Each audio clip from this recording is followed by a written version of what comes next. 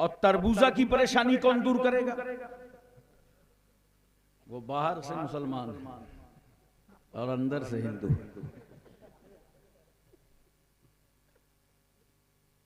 तय कर लो मुसलमानों, आज अपने पैगंबर के इस जलसे में कि हम भारत से नफरतें मिटाएंगे और मोहब्बतें बढ़ाएंगे।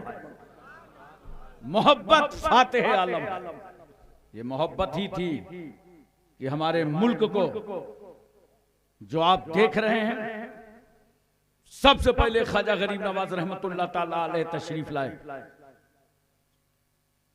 ये हिंदुस्तान सूफियों का मुल्क है, फकीरों का मुल्क है, बुजुर्गों का मुल्क है, दुर्वेशों का मुल्क है, आशिकाने मुस्तफा का मुल्क है।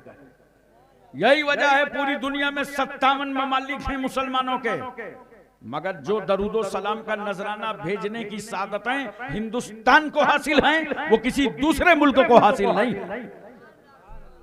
इसी मुल्क में सबसे पहले जो खाजगा फक्र हिंदुस्तान हजरत ख्वाजा मोइनुद्दीन चिश्ती हसन संजरी रहमतुल्लाह ताला अलैह तशरीफ लाए और दिल्ली की जमीन पर कयाम फरमा लिया।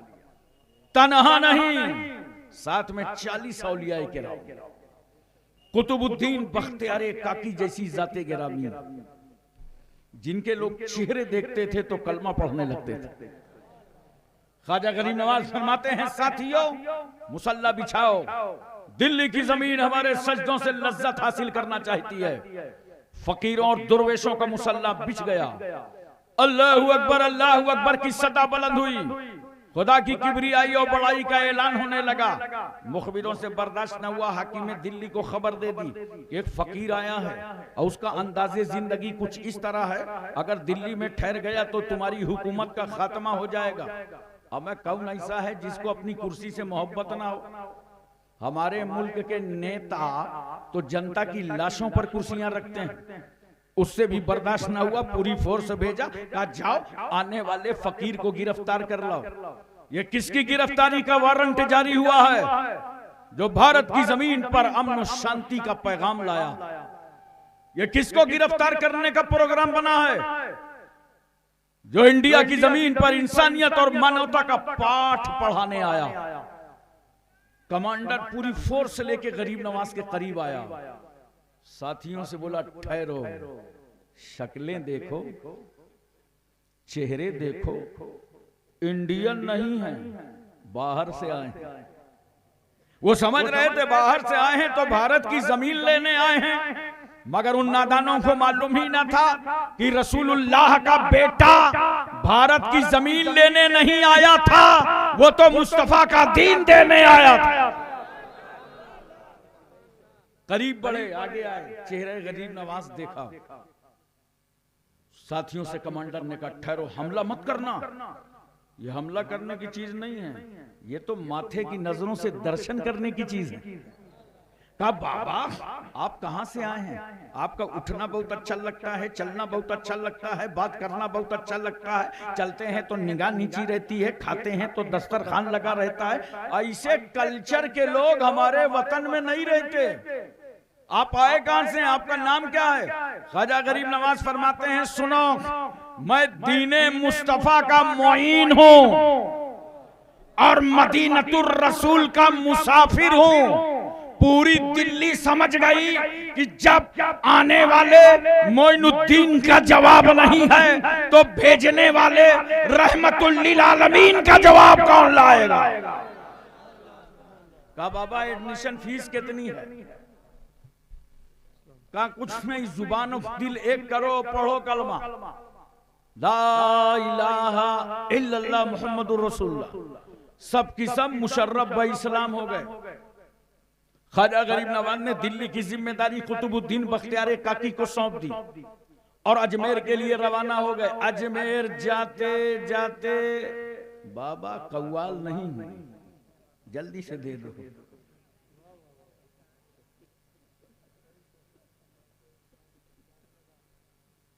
अजमेर जाते जाते 90 लाख को घर वापस कर लिया।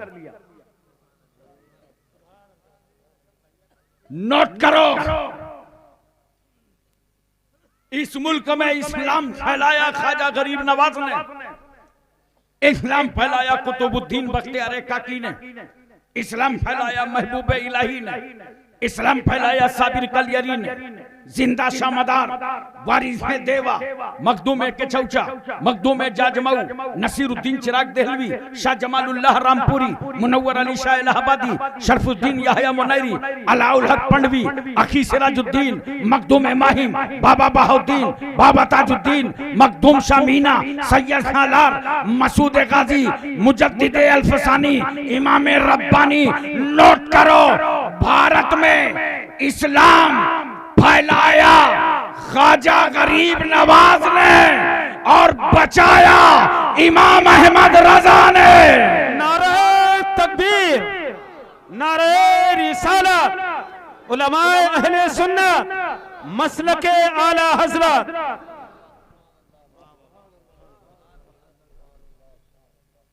इसलिए तो मैं कहता हूं मेरी प्यारी कौम, कहां इन मुजावरों के चक्कर में हो। आज से तय कर लो, न किसी ना समझ मौलवी के चक्कर में पड़ो, ना समझ मुजावर के चक्कर में पड़ो, और ये तय कर लो न भारत में इस्लाम फैलाने वाले गरीब नवाज को भूलेंगे और न इस्लाम बचाने वाले आला हजरत को भूलेंगे।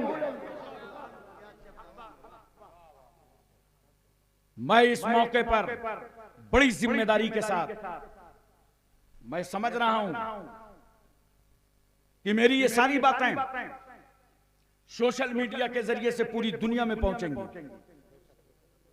बड़ी गारंटी से कह रहा हूं और बताना चाहता हूं एक जिम्मेदार स्टेज पर उलमा की मौजूदगी में कि पूरा भारत कान खोल करके सुन ले।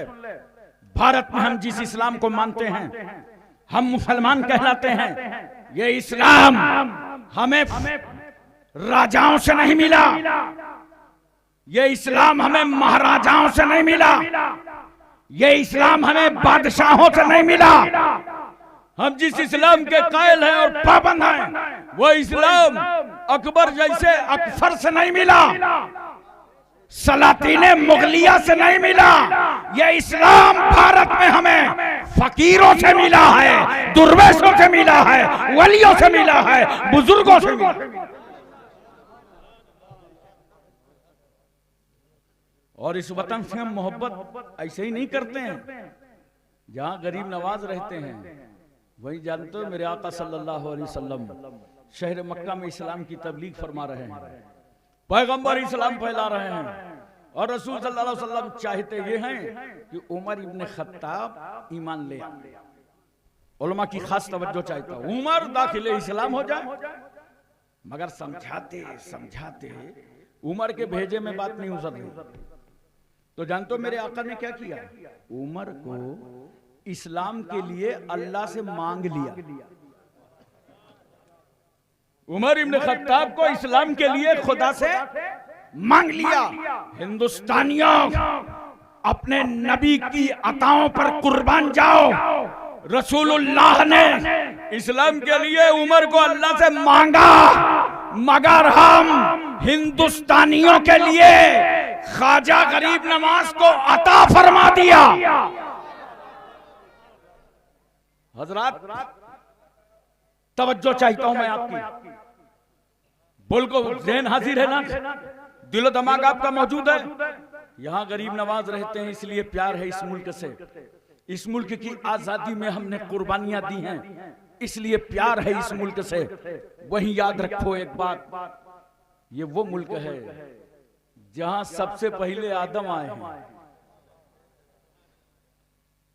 आदम ने कहा, अल्लाह ने कहा आदम से, आदम जन्नत से निकल जाओ। अब सवाल था कि जन्नत से निकल के आदम जाएं कहां? अबे जाएंगे वहीं जहां खुदा चाहेगा। अल्लाह तो अफ्रीका के जंगलों में उतार देता, लेकिन उतारा कहां? हिंदुस्तान में, सरंदीप पहाड़ी पे, गैर मुनकसिम हिंदुस्तान। आज ये पहाड़ी श्रीलंका में है। जब तक भारत तकसीम नहीं हुआ था तो ये पहाड़ी हिंदुस्तान में थी। तब से पहले भारत आए आदम, उजाले से आए थे, रोशनी से आए थे, जन्नत से आए थे, अंधेरा देखा रो पड़े। आदम रोए, रात भर रोते रहे, गिरिया बेजारी करते रहे, सजदे में सर डाल करके तड़पते रहे, अल्लाह को राजी करते रहे। और सुबह को जब थोड़ी सफेदी नजर आई तो बड़ा इत्मीनान हासिल हुआ। आपने 2 रकत शुक्राने की नमाज अदा की। यही 2 रकत हम लोग फजर के टाइम पढ़ते हैं तो याद रखो फर्ज भी अदा हो जाए और नबी की सुन्नत भी अदा हो जाती है। एक नबी की यादगार भी बरकरार रहती है। कहने की इजाजत दो, रोए आदम भारत में, आंसू बहाया आदम ने भारत में, सजदा किया आदम ने भारत में। अरे जिब्रील आए हिंदुस्तान में, अजान हुई हिंदुस्तान में, और आदम तन्हा नहीं, आदम की पेशानी पर नूरे मोहम्मदी जलवागर। यही मंजर तो डॉक्टर इकबाल ने देखा था तो बेसाख्ता पुकार उठे, सारे जहां से अच्छा हिंदुस्तान हमारा, सारे जहां से अच्छा हिंदुस्तान हमारा, हम बुलबुलें हैं इसकी ये गुलसितां हमारा। मोहतरम सामीन किराम, अच्छा एक बात और बताइए मुझे मोहब्बत से, थोड़ा इस्लाम समझने की कोशिश कीजिए। आज पूरी दुनिया में पब्लिक का, जनता का, आवाम का हक कब मिलता है? जब हुकूमतों के सामने हाथ फैला के भीख की तरह मांगो, तभी तो हक मिलता है। धरना प्रदर्शन करो, आंदोलन करो। और हिंदुस्तान में तो तहरीकें बहुत चलती हैं। झारखंड चले जाओ, हर 6 महीने में रेल की पटरी उखाड़ के फेंक दी जाती है।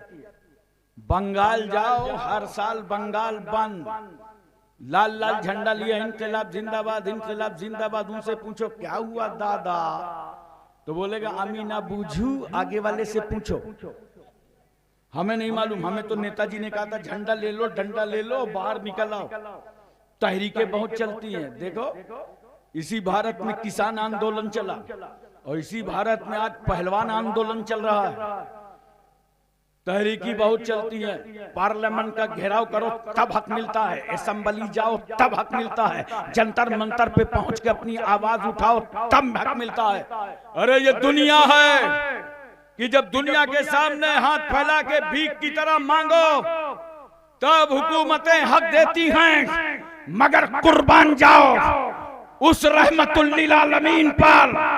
मेरा रसूल मक्के और मदीने की चटाई में जलवागर है। नबी के सामने न कोई धरना है, न प्रदर्शन है, न आंदोलन है, न कोई तहरीक है, न नबी से कोई अपील कर रहा है, न नबी से कोई मुतालबा कर रहा है। मगर कितने मेहरबान हैं मुस्तफ़ा इस समाज पर कि बगैर मांगे गरीबों का हक दे रहे हैं मुस्तफ़ा, यतीमों का हक दे रहे हैं मुस्तफ़ा, लावारिसों का हक दे रहे हैं मुस्तफ़ा, कमजोरों का हक दे रहे हैं मुस्तफ़ा, बीमारों का हक दे रहे हैं मुस्तफ़ा, बच्चों का हक दे रहे हैं मुस्तफ़ा, बेटियों का हक दे रहे हैं मुस्तफ़ा। अरे नोट करो, वो बेटियां जो जिंदा दफन कर दी जाती थी उनको जिंदगी का हक दे रहे हैं मुस्तफा। यही वजह है मेरे पैगंबर सल्लल्लाहु अलैहि वसल्लम जब शहर मक्का से हिजरत फरमाकर मदीना तैयबा तशरीफ ले गए तो आपको मालूम है सरकार मदीने में दाखिल हुए तो मदीने की औरतें अपनी छतों पर चढ़ गईं। औरतें छतों पे थी और वो तराना पढ़ रही थी नबी की आमद पर, तलाल बद्रो अलैना मिन सनियातिल वदाई वजब शुक्र अलैना मादा लिल्लाहि दाई। ये औरतें क्यों इतना खुश हो रही थी? उलमा की खास तवज्जो चाहता हूं। नबी मदीने में दाखिल हुए, ये औरतें इतनी खुश क्यों थी? इसलिए कि इन औरतों को मालूम था आज वो बेमिसाल रसूल आया है, जिस रसूल ने बेवा औरत को इज्जत दी है, जिस पैगंबर ने अपना पहला निकाह बेवा के साथ किया है, जिस रसूल ने औरतों के हुकूक बयान किए हैं, वो बेमिसाल रसूल आज मदीने आ गया। छोटी छोटी बच्चियां जानते हो खुशियां मना रही थी। सरकार वहां से गुजरे, बच्चियों को देखा, ये मदीने की बच्चियां बहुत खुश हैं। पूछा बच्चियों क्या तुम अल्लाह के नबी से मोहब्बत करती हो? कहा हाँ या रसूल अल्लाह हम आपसे बहुत मोहब्बत करते हैं। पैगंबर ने फरमाया अल्लाह का रसूल तुमसे भी प्यार करता है। अब मैं बोलो तड़प के सुभान अल्लाह। नबी फरमाते हैं बेटियों अल्लाह का नबी तुमसे भी प्यार करता है। वो बच्चियां खुशियां मना रही थी और जानते हो क्या कहती थी? कहती थी हमें रसूलुल्लाह का पड़ोस मिल गया है। सवाल ये बच्चियों की खुशी क्यों थी और पड़ोस पर इतना खुश क्यों हो रही थी कि नबी के पड़ोस में रहने का मौका मिल गया? क्यों? इसलिए कि उन बेटियों को मालूम था नबी का पड़ोस मिल गया है, अब कोई बेटी समाज में जिंदा ना जलाई जाएगी। अब मुहाफिज़े कायनात आ गए हैं, अब रहमतुल्लिल आलमीन आ गए हैं, अब मुस्तफा जाने रहमत आ गए। मेरे रसूल सल्लल्लाहु अलैहि वसल्लम ने जब बेवा का हक दिया तो याद रखना कुंवारी का हक भी दिया, तलाक शुदा औरत का भी हक दिया। अल्लाह के रसूल सल्लल्लाहु अलैहि वसल्लम ने अपना पहला निकाह 25 साल की उम्र में 40 साल बेवा खदीजतुल कुबरा से फरमाया। रसूल सल्लल्लाहु अलैहि वसल्लम ने आयशा सिद्दीका से निकाह किया, हजरत सूदा से, हजरत उम्मे हबीबा, हजरत उम्मे सलमा, हजरत मैमूना, हजरत जुवैरिया, हजरत सफिया, ज़ैनब बिन्त खजीमा। मैं पूछना चाहता हूं आपसे, रसूल सल्लल्लाहु अलैहि वसल्लम की ये अज़वाजे मुतहरात जिनमें रसूलुल्लाह ने बेवाओं से भी निकाह किया ताकि मेरी उम्मत के लिए बेवा औरत से निकाह करना सुन्नते रसूल बन जाए। रसूल सल्लल्लाहु अलैहि वसल्लम ने कुंवारी आयशा सिद्दीका से निकाह फरमाया ताकि मेरी उम्मत के लिए कुंवारी बेटी से निकाह करना सुन्नते मुस्तफा बन जाए। मेरे पैगंबर सल्लल्लाहु अलैहि वसल्लम ने मुतल्लका से निकाह किया ताकि मेरी उम्मत के लिए तलाक शुदा औरतों से निकाह करना सुन्नते रसूल बन जाए। मेरे आका सल्लल्लाहु अलैहि वसल्लम ने ऐसा इस समाज को संवारा और निखारा है। मैं एक बात आपसे पूछना चाहता हूं, सरकार सल्लल्लाहु अलैहि वसल्लम ने तो एक बेवा को इज्जत दी, बोलो, मगर आज का समाज, आज की सोसाइटी, आज का माशरा, आज का खानदान एक कुंवारी बेटी को इज्जत देने के लिए तैयार नहीं है। हमारे तुम्हारे घर में अगर कोई बेटी जवान हो, उस बूढ़े बाप से पूछो जो दिन भर की ठोकरें खा करके घर आता, जवान बेटी का चेहरा देखा, आंखों में आंसू तैर गए। अल्लाह, ये मेरे घर की अमानत है, इज्जत का रिश्ता चाहिए। बाप रात रात भर झोली फैला के रोती है, मौला ये बेटी मेरे घर की आबरू है, रिश्ता चाहिए। माँ रो रही है, बाप रो रहा है, खानदान बेचैन और बेकरार। अगर कहीं रिश्ता लग भी गया तो जानते हो सामने से लड़का आता है और कहता है ससुराल वालो बीवी बाद में जाएगी, टीवी पहले जाएगी, हमको फ्रिज चाहिए, मोटरसाइकिल चाहिए। देहात वाले कहते हैं हमको टेराकटर चाहिए। अब कुछ जगह हिंदुस्तान में ऐसी हैं जहां लोग बोलते हैं बिल्कुल नकद चाहिए। वो तो जामे मस्जिद दिल्ली के गेट पर एक फकीर भीख मांग रहा था, किसी साहब ने देखा चांदनी चौक में टहल रहा है, पूछा बाबा जामे मस्जिद का गेट क्यों छोड़ा, बड़ा माल मिलता था, अमेरिका का डॉलर, सऊदिया का रियाल, कुवैत का दीनार, बंगाल का टका, भारत का रुपया, ऐसी जगह छोड़ दी का। क्या बताऊं, एक जवान बेटी थी, उसकी शादी करना था, दामाद जहेज बहुत मांग रहा था, तब मजबूरन मैंने अपनी भीख मांगने वाली जगह अपने दामाद को दे दिया। अब वहां मेरा दामाद बैठता है, मैं घूम फिर के अपना काम चला लेता हूं। नौजवानों में तुमसे पूछना चाहता हूं, बताओ क्या जहेज मांगने के लिए एक बेसहारा बेटी मिली थी? ये हाथ फैलाने के लिए एक गरीब का घर मिला था? नादान, अगर भीख ही लेना था तो मजबूर बेटी के सामने तूने हाथ क्यों फैलाया? अगर भीख की जरूरत थी तो अजमेर क्यों नहीं चला गया? अरे भीख लेना था तो केचौछा चला जाता, भीख लेना था तो महरेरा चला जाता, भीख ही लेना था तो आला हजरत की बारगाह में बरेली जाकर के तड़प गया होता, जहां तुझे जमीन भी नजर आती और मुस्तफा का दीन भी नजर आता।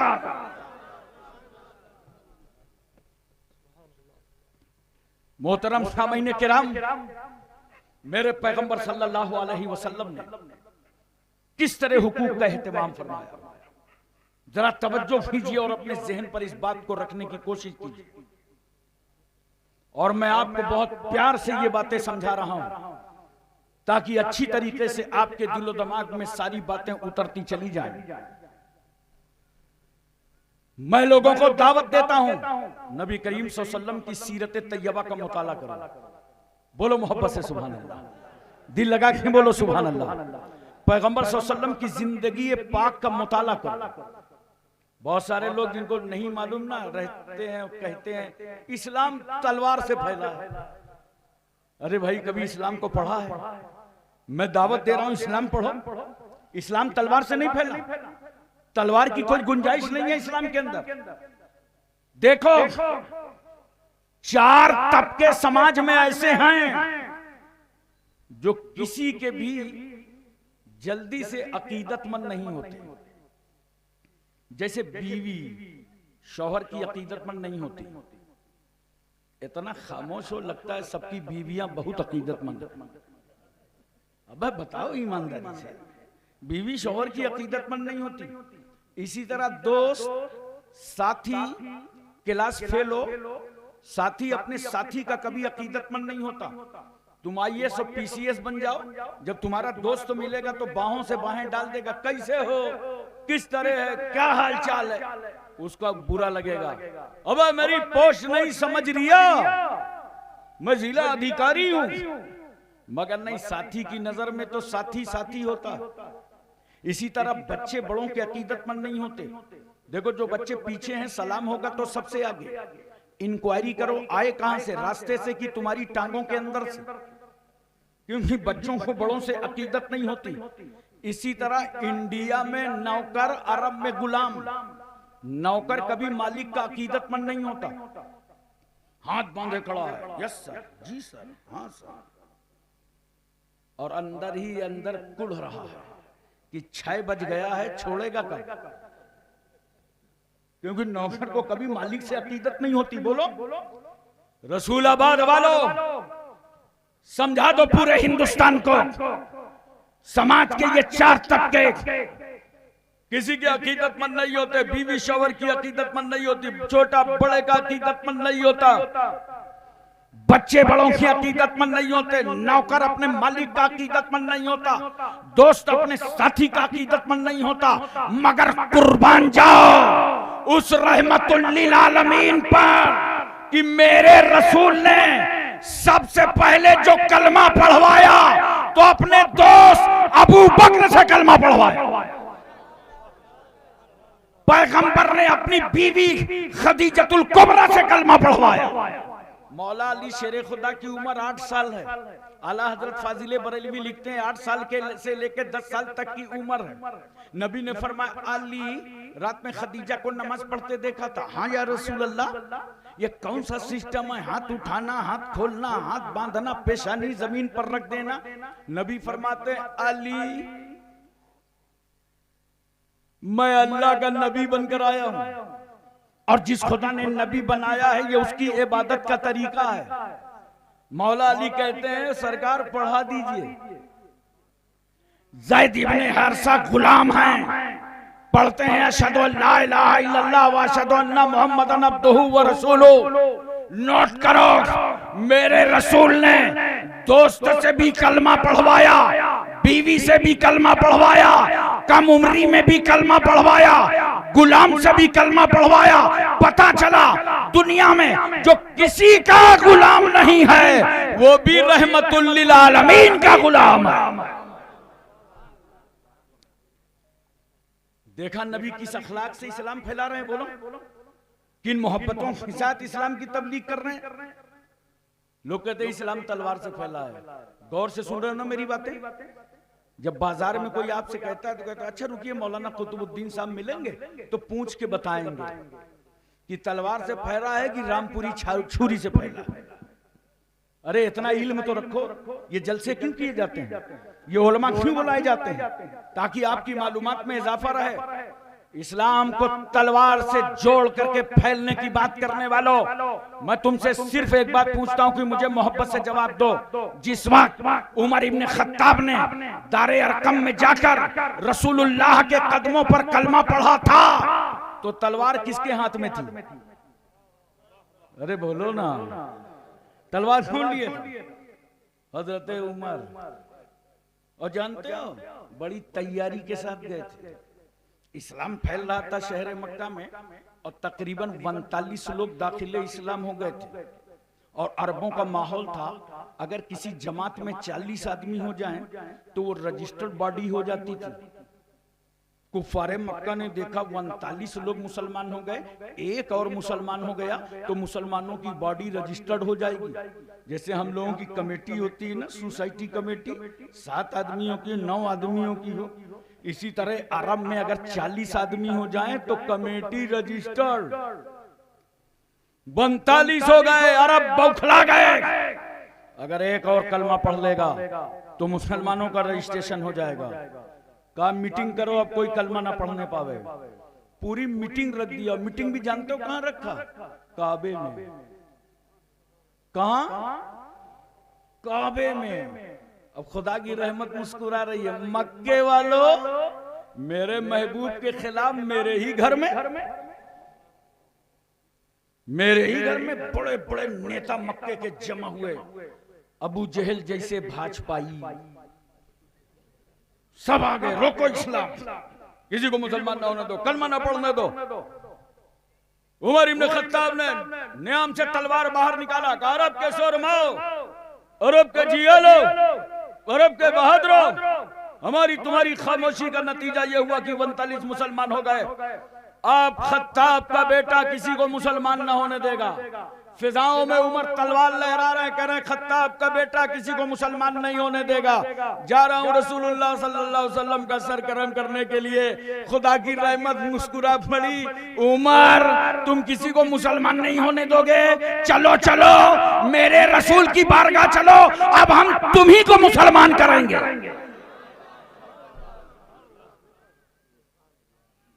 उमर इब्न खत्ताब आए, रास्ते में हजरत अब्दुल्ला इब्न नुआइम से मुलाकात हो गई। इब्न नुआइम ने पूछा, उमर बड़े गुस्से में जा रहे हो यार, क्या प्रॉब्लम है? कहा तुमको मालूम नहीं क्या मोहम्मद अरबी ने सल्लल्लाहु अलैहि वसल्लम इस्लाम फैला फैला के 39 लोगों को मुसलमान कर दिया। अब जा रहा हूं मैं उनका सर कलम करने के लिए। इब्न नुआइम कहते हैं होश की दवा खाओ उमर, हाशमियों से लड़ना आसान नहीं है, कुरैशियों का मुकाबला आसान नहीं है। देखो कितने कुरैशी मुस्कुराने लगे होंगे। उनका मुकाबला आसान नहीं है, धज्जियां बिगड़ जाएंगी उमर इस मक्के में। उमर इब्न खत्ताब कहते हैं, इब्न नुआइम बड़ी हमदर्दी में बोल रहे हो, क्या तुम भी मुसलमान हो गए?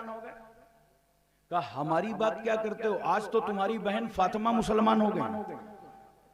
कहा मेरे घर में इस्लाम, चलो पहले घर की खैरियत मालूम कर लें। उमर समझदार थे, तवज्जो चाहता हूं, समझदार थे तो अपना घर देखने चले गए। इंडिया में कुछ ना समझ रहते हैं, उनके घर में इस्लाम है और बाहर ढूंढ रहे हैं। उमर इब्न खत्ताब घर गए, दरवाजा खटखटाया, बाहर उमर, अंदर कुरान पढ़ा जा रहा, अंदर कुरान की तिलावत हो रही है। बहन ने दरवाजा खोला, उमर ने पूछा बहन फातिमा ये आवाज कैसी आ रही थी? कहा ये तो अल्लाह के कलाम की आ रही थी, ये तो कुरान पढ़ा जा रहा था। कहा मेरा डर नहीं था, मेरा खौफ नहीं था। बड़े बड़े रऊसा उमर का नाम सुन करके कांप जाते हैं। बहन कहती है भाईजान जिसके दिल में अल्लाह रसूल का डर होता है वो जमाने से बेखौफ होता है।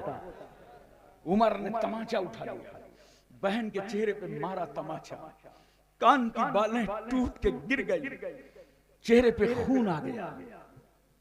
गश खाकर बहन गिर पड़ी, मगर थी तो उमर ही की बहन। कह रही थी भाईजान तमाचा मार के चेहरा मोड़ा जा सकता है, मगर इस दिल को कौन मोड़ेगा जिसमें अल्लाह रसूल की मोहब्बत उतर चुकी।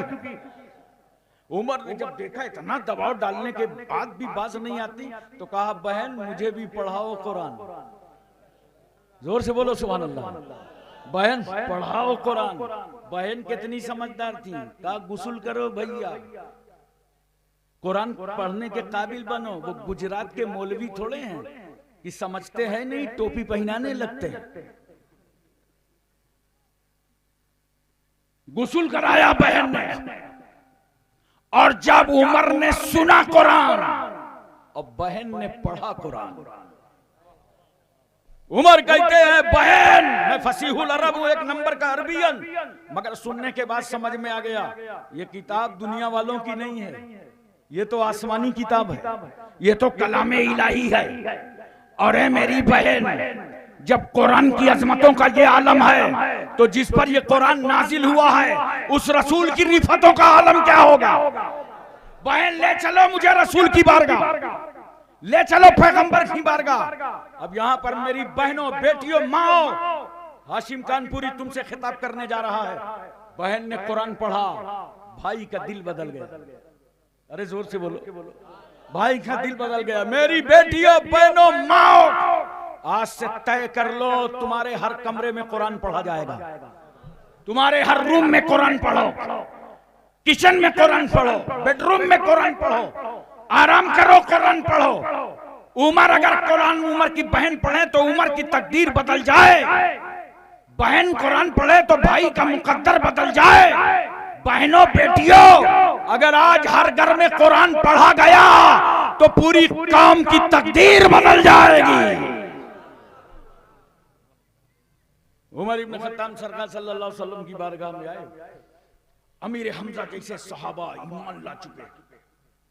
हजरत अमीर हमजा ने देखा, कहा या रसूल अल्लाह, उमर आ रहे हैं, दीन के दुश्मन आ रहे हैं, दीन के बागी आ रहे हैं। आज मेरे रसूल का तेवर बदल गया।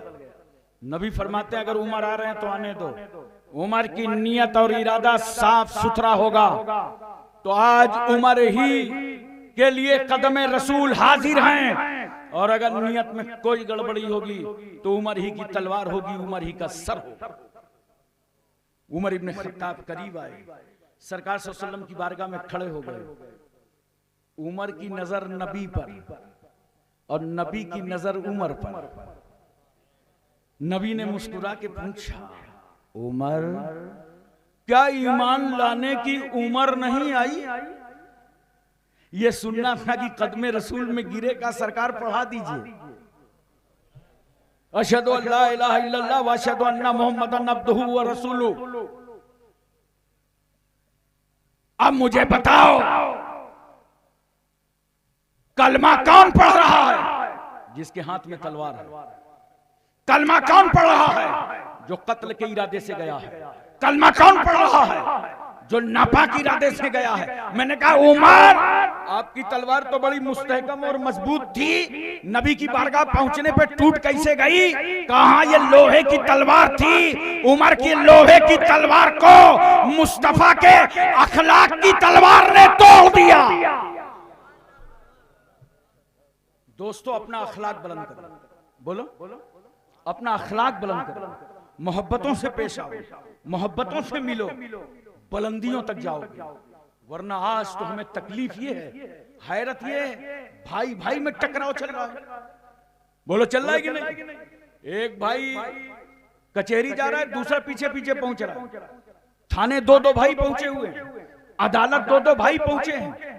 थोड़ी थोड़ी बात का झगड़ा लेकर के तुम घरों में निपटा नहीं पाते हो, घरों में संभाल नहीं पाते। इन उलमा के पास आया करो, अपने मसाइल हल कर लिया करो। इन झगड़े करके अदालतों के और कोर्ट के कोतवाली के चक्कर, कचहरी के चक्कर मत काटो। मैं तुम्हें सिर्फ एक बात बताऊं तो दिल की दुनिया बदल जाएगी। कौन नहीं जानता हजरत मुस्लिम बिन अकील के दो शहजादों को? एक का नाम मोहम्मद है, एक का नाम इब्राहिम है।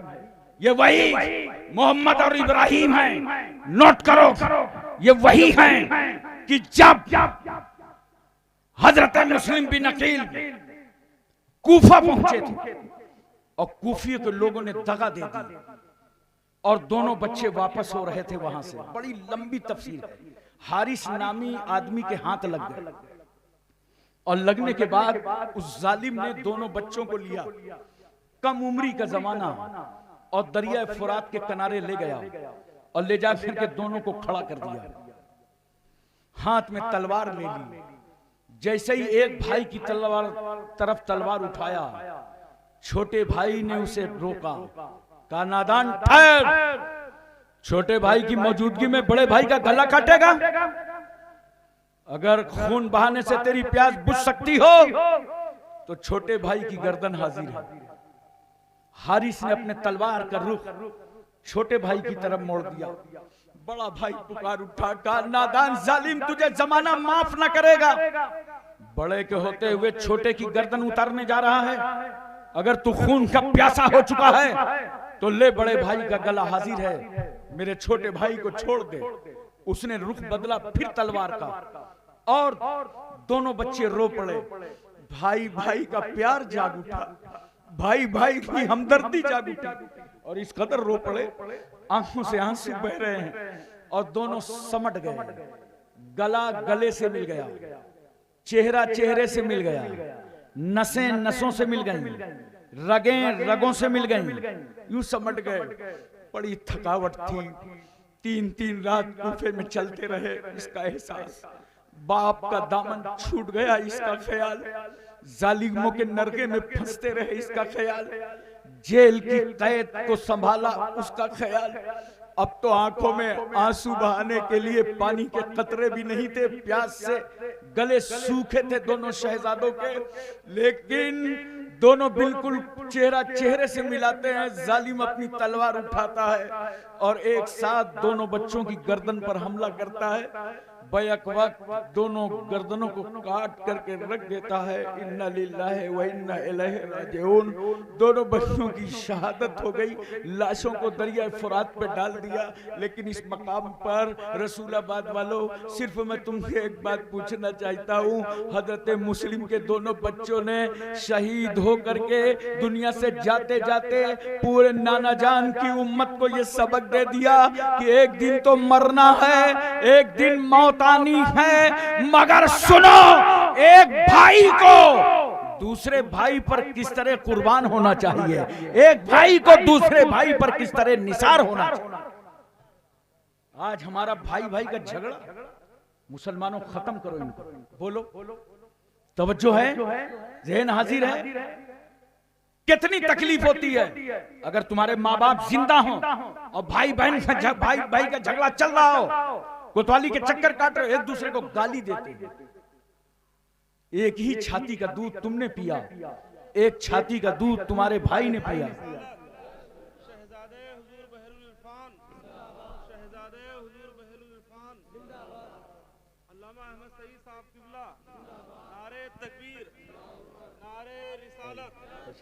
अहले सुन्नत।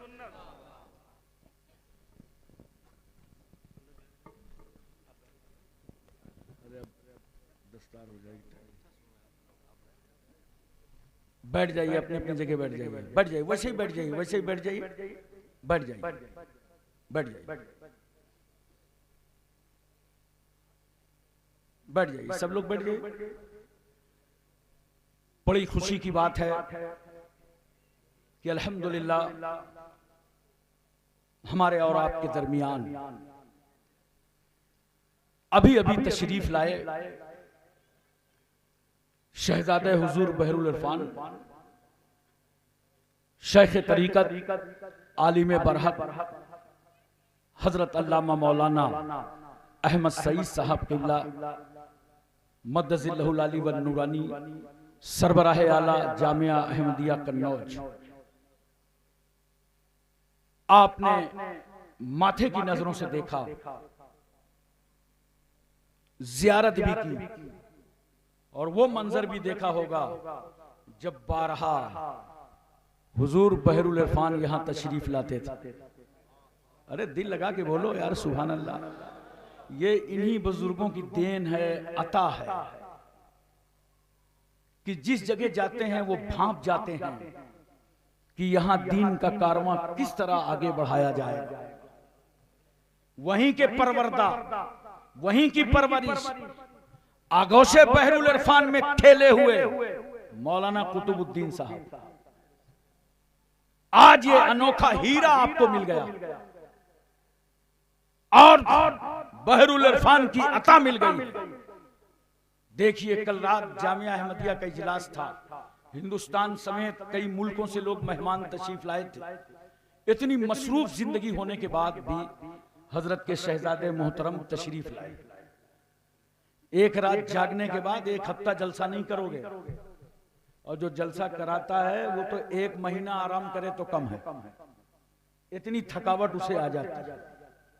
बहरहाल अल्लाह की बारगाह में दुआ है कि अल्लाह ताला हुजूर बहरुल इरफान के फयूज़ व बरक़ात से हम सबको माला माल फरमाए और उनके शहजादे मुअज़्ज़म पर खास फजल फरमाए और अल्लाह ताला उनको जज्बा और हौसला वही अता फरमाए जो उनके वालिद गिरामी का। बड़े सूफी इंसान थे, इनकिसारी आजिज़ी खाकसारी के पैकर थे। और याद रखो, कोई भी आलिम दीन अगर तुम्हें समाज में बाअमल समझ में आए तो हमेशा याद रखना कि वो सिर्फ आलिम नहीं है, वो अल्लाह का वली भी है। और अगर कोई आलिम बेअमल दिखाई पड़े वो भी सुन लीजिए। बहुत सारे लोग इतना बकते हैं, इतना बोलते हैं, अरे वो मौलाना साहब हैं, वो ऐसे हैं, वो ऐसे हैं, वो कैसे हैं। मैं आपको बता दूंगा, आज गौर से सुन लीजिए। आलिम रोशनी फैलाता, बस फर्क क्या है, अगर बाअमल आलिम है तो वो चांद की तरह है। अरे बोलो ना सुभान अल्लाह। और अगर बेअमल आलिम है तो वो चिराग की तरह है। अब देखो, रोशनी दोनों से फैली है, रोशनी दोनों से चली है। फर्क क्या है दोनों में? फर्क ये है कि जो बाअमल होता है चांद की तरह रोशनी भी फैलाता है और खुद ठंडा रहता है, खुद ठंडा रहता है। और अगर बेअमल है तो रोशनी तो फैलाता है मगर चिराग की तरह जलता रहता है। तो ये तो उसका फैसला है, जो चाहे अपने हक में जैसा फैसला कर ले। आपको बोलने का हक नहीं है। बेअमल आलिम से भी दीन का काम होता है, याद रखिएगा, वहां से भी दीन का काम होता है। लेकिन इसका मतलब नहीं है कि मैं बेअमली को बढ़ावा दे रहा हूं, नौज बिल्ला। नहीं, मैं तो आपको एक तालीम दे रहा हूं और तरबियत दे रहा हूं। अमल तो बहुत लाजमी और जरूरी चीज है, उससे दुनिया भी बेहतर होती है और आखिरत भी बेहतर होती है। दरूद शरीफ पढ़ लीजिए एक बार, सल्लल्लाहु अला नबील उम्मी वालैहि सल्लल्लाहु अलैहि वसल्लम, सलातों व सलामन अलैका या रसूल अल्लाह। तो मैं आपसे अर्ज कर रहा था दोस्तों कि भाई भाई दिल में कुदूरतें खत्म करता।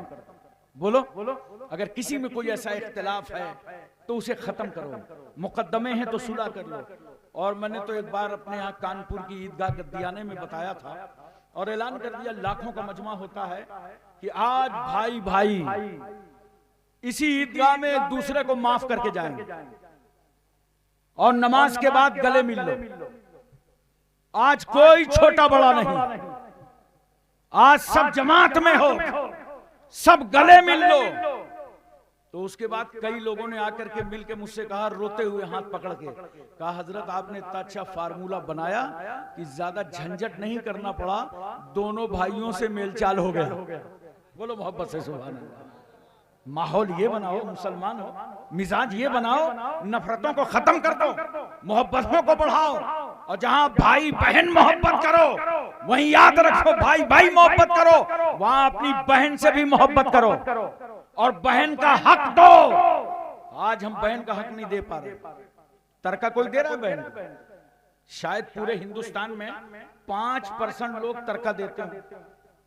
सुन लो, बाप की विरासत में, बाप के माल में, बाप के मरने के बाद जो बाप तरका छोड़ता है, जिस तरह बेटों का हक है उसी तरह बेटियों का हक है।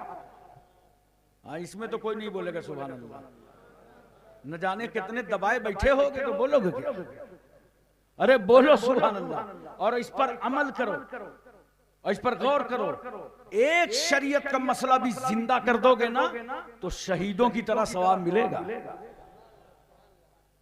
तरका कोई आजकल नहीं देना चाहता, जबकि कुरान कहता है लिज़्ज़करे मिस्लु हज़्ज़िल उन्सयैन, 2 औरतों के बराबर एक मर्द का हक है।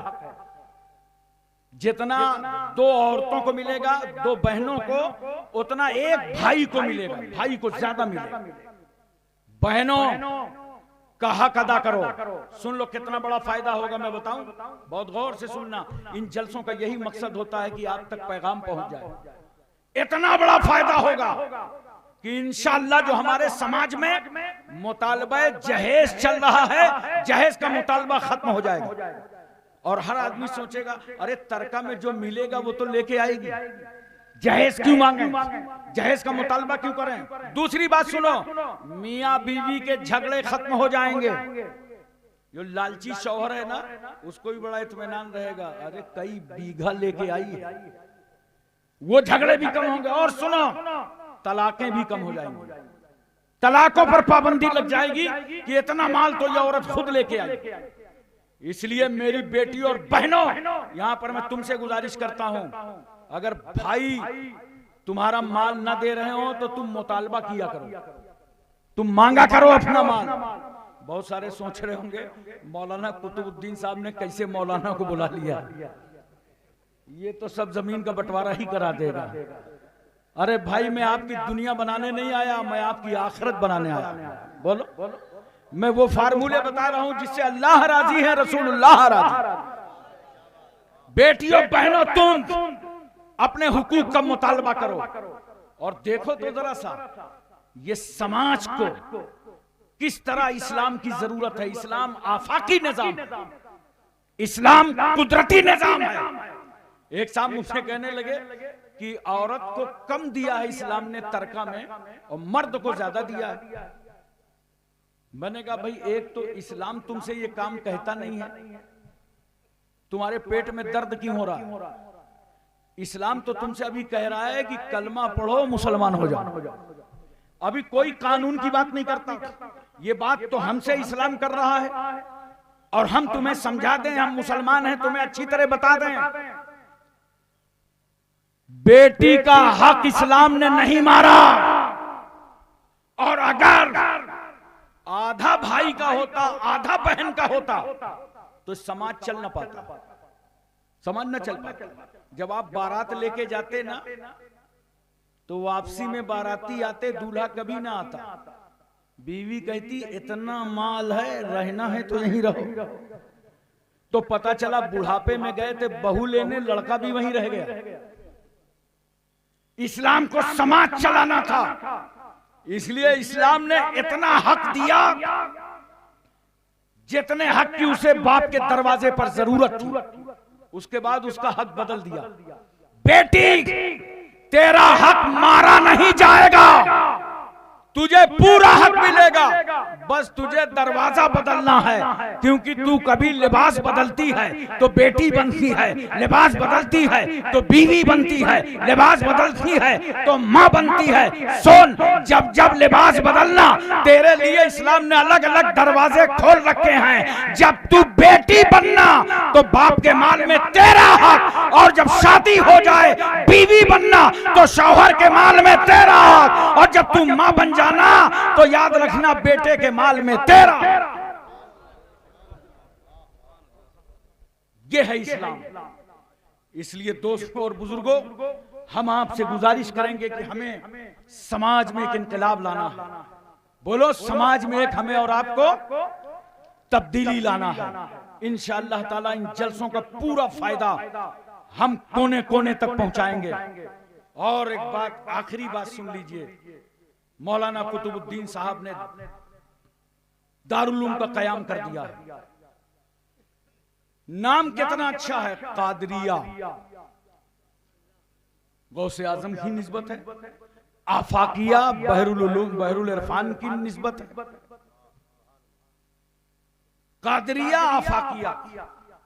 अब इतना बताओ, मदरसा चलता कैसे है? मौलाना कुतुबुद्दीन साहब कह रहे थे कि थोड़ा हजरत मदरसे के लिए बोल दीजिएगा। मैंने कहा यार, मेरा प्रॉब्लम है, मैं चंदा नहीं कर पाता और सारे काम कर लेता हूँ, मैं चंदा नहीं कर पाता हूँ। उसकी वजह है कि मैं 5-5 रुपया में आपको जन्नत नहीं दे पाऊंगा, और मैं इतनी जसारत कर पाऊंगा झूठ बोलने की, लाओ 5 रुपए नाम लिखा दो, 10 रुपए नाम लिखा दो। अबे 5 रुपए में अगर जन्नत मिलने लगे ना, तो लाखों लोगों को जन्नत इंशाअल्लाह मैं कल अपने अकाउंट से दिलवा दूंगा। तो ये जबरदस्ती की बातें हैं, लेकिन दीन का काम होने के लिए पैसे की जरूरत है। बोलो, इतना तो मैं आपसे बोल ही सकता हूं ना, इतना कह सकता हूं ना। तो देखो ज्यादा लंबी चौड़ी मैं मक्खन पालिश कर नहीं पाता कि आपकी मिलो जो चापलूसी करता रहूं, इधर आओ भाई आ गए, ये मुजाहिदे सुन्नियत आ गए और ये आ गए, फलाने आ गए। नहीं नहीं, मैं इतना जानता हूं जिसे अल्लाह ने मुंतखब कर लिया है दीन के काम के लिए वो आएगा। आ जाओ फिर, आ जाओ जल्दी जल्दी आ जाओ, जिसको आना हो जरा अच्छी अच्छी रकम ले लेकर के आ जाओ। देखिए हमारे मास्टर साहब, पोस्ट मास्टर साहब, पहले लेकर